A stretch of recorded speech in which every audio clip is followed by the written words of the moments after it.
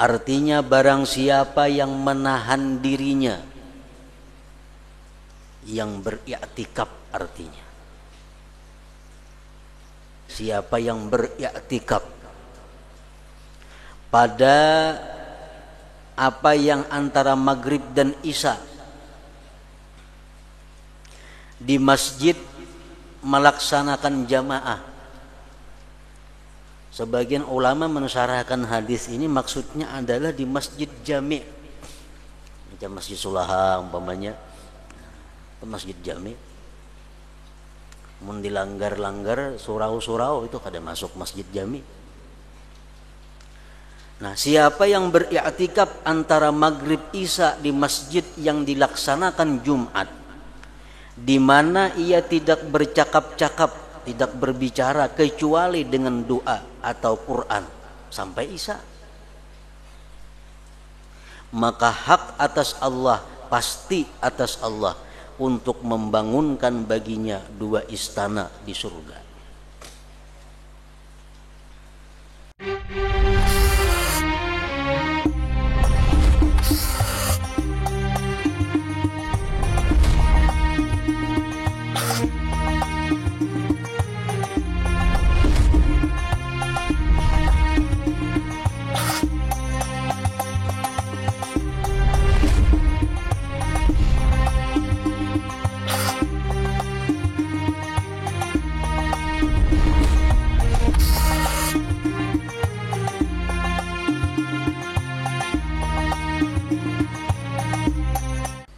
Bismillahirrahmanirrahim. Alhamdulillahirabbil alamin wassalatu wassalamu ala asyrafil anbiya wal mursalin sayyidina wa habibina Muhammadin wa ala alihi wa sahbihi ajma'in. Qala al-musannif al-imam Abu Hamid Muhammad bin Muhammad al-Ghazali rahimahullah wa nafa'ana bi ulumih. Ats-tsaminah ihya'u ma bainal isya'ain wa hiya sunnatun muakkadah wa mimma nukila adaduhu min fi'li Rasulillah sallallahu alaihi wasallam bainal isya'aini 6 rakaat wa li hadhihi salati fadlun azim wa qila innahal murad bi qawlihi azza wa jalla tatajaba junubuhum 'anil madaji' wa qad ruwiya anhu sallallahu alaihi wasallam annahu qala man shalla bainal maghribi wal isya fa innaha min salatil awwabin. Wa qala sallallahu alaihi wasallam man akafa nafsahu bima bainal maghrib wal isya fi masjidi jama'atin lam yatakallam illa bi salatin aw bi qur'anin kana haqqan 'ala Allah ay yabni al qasrayn fil jannah masiratu kulli qasrin minhuma mi'atu 'am wa yaghrisu lahu bainahuma ghirasan law tafahu ahlul ardi lawasi'ahum wa sayati baqiyatu fadailiha fi kitabil awrad insyaallah taala ila akhir.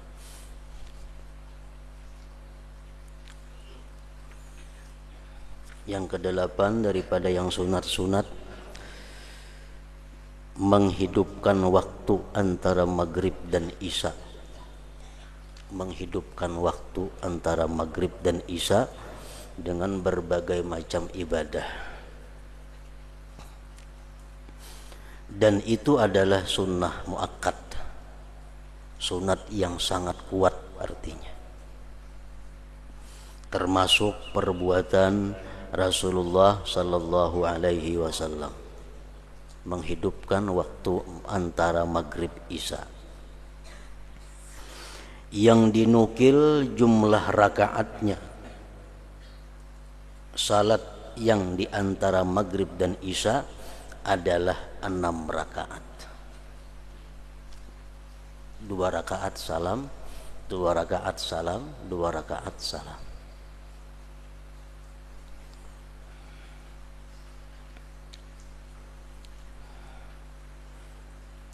Niatnya usalli sunnatal awwabin, usalli sunnatal awwabin rak'ataini lillahi ta'ala. Aku sembahyang sunat awwabin 2 rakaat karena Allah Ta'ala. Tuntung 2 rakaat lagi, usalli sunnatal awwabin rak'ataini lillahi ta'ala. Tuntung pulang 2 rakaat, usalli sunnatal awwabin rak'ataini lillahi ta'ala. Bacaannya cukup Fatihah lawan Qul ya. Rakaat pertama, kedua Fatihah dan Qul huwallahu ahad.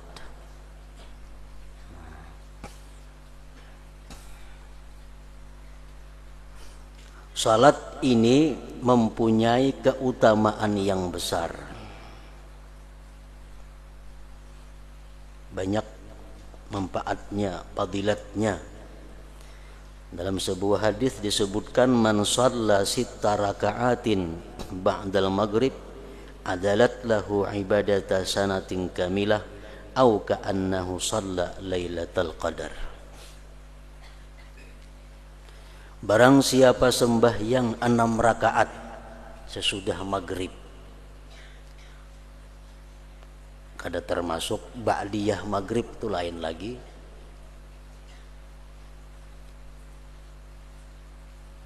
Sembahyang 6 rakaat sunat awwabin, adalat lahu ibadata sanatin kamilah, menyamai bagi dia ibadah 1 tahun sempurna. Atau seolah-olah dia sembahyang pada Lailatul Qadar. Jadi salat awwabin itu ada beberapa macam, yang paling banyak jumlah rakaatnya 20. Macam sembahyang tarawih 2 10 kali. Yang tengah 6 rakaat. Yang paling pendek 2 rakaat. Jadi sunat awabin bisa dilaksanakan 2 rakaat, bisa 4 rakaat, bisa 6 rakaat, sampai 20 rakaat. Nah, untuk yang 6 rakaat ini ada fadilat yang khusus, ada keutamaan yang khusus.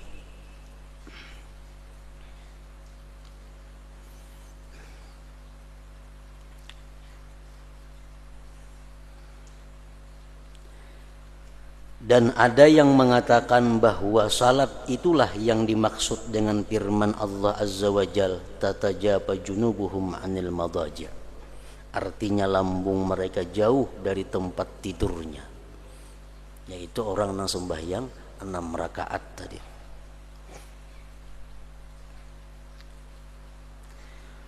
Dan telah diriwayatkan dari Nabi sallallahu alaihi wasallam bahwasanya beliau bersabda, man shalla bainal maghrib wal isya fa innaha min salatil awwabin.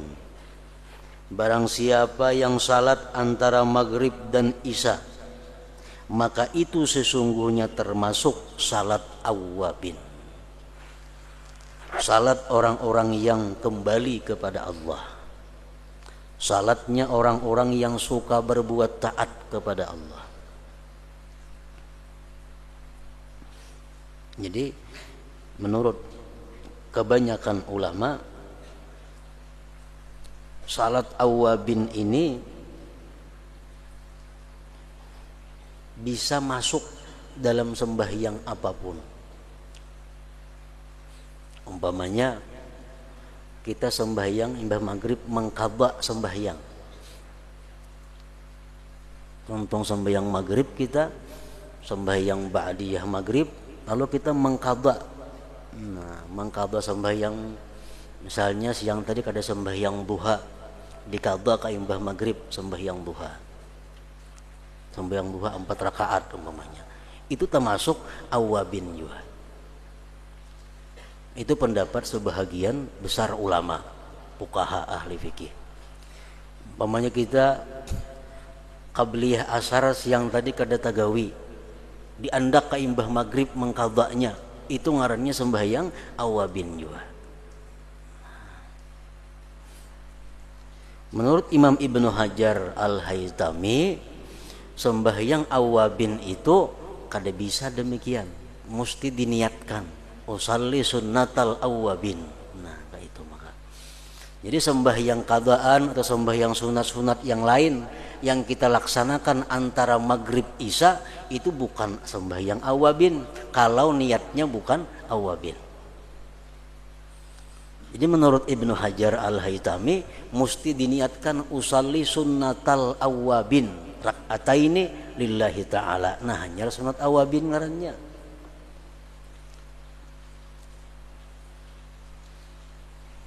Kalau kada diniatkan awabin, kada termasuk awabin.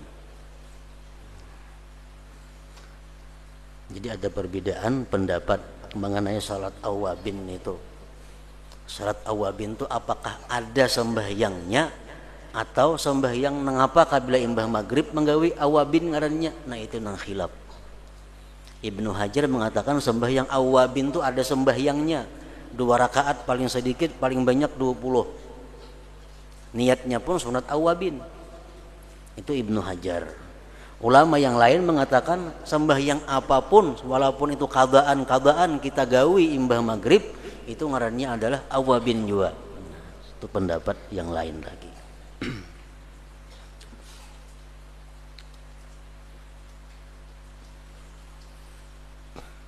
Nah mereka mengambil ini hadis Nabi, barang siapa yang salat antara maghrib dan isya maka itu sesungguhnya termasuk salat awabin. Sembahyang napakah?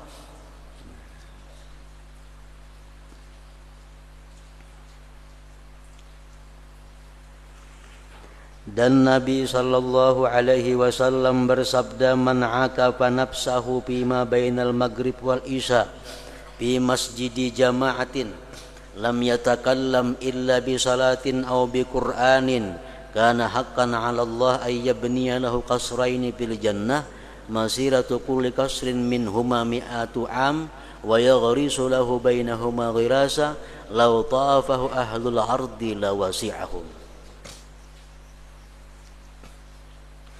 Artinya barang siapa yang menahan dirinya, yang beriktikaf artinya. Siapa yang beriktikaf pada apa yang antara maghrib dan isya di masjid melaksanakan jamaah. Sebagian ulama mensyarahkan hadis ini maksudnya adalah di masjid jami'. Macam masjid Sulaha umpamanya. Masjid jami'. Mun dilanggar-langgar surau-surau itu kada masuk masjid jami'. Nah, siapa yang beriktikaf antara maghrib isya di masjid yang dilaksanakan Jumat di mana ia tidak bercakap-cakap, tidak berbicara kecuali dengan doa atau Quran sampai isya,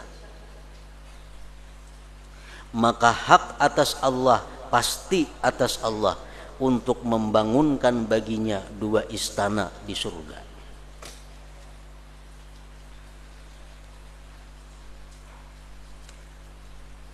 Perjalanan masing-masing istana itu 100 tahun. Istana sini ke istana sana 100 tahun hanya sampai. Jakanya dijalani dengan jalan dunia ini. Kayak apa genalnya istananya, mungkin kita berkeliling 100 tahun hanya sampai ke sebuahnya. Dan Allah menanam tanaman untuknya di antara keduanya istana tadi, yang seandainya penduduk bumi mengelilinginya niscaya memuat mereka itu.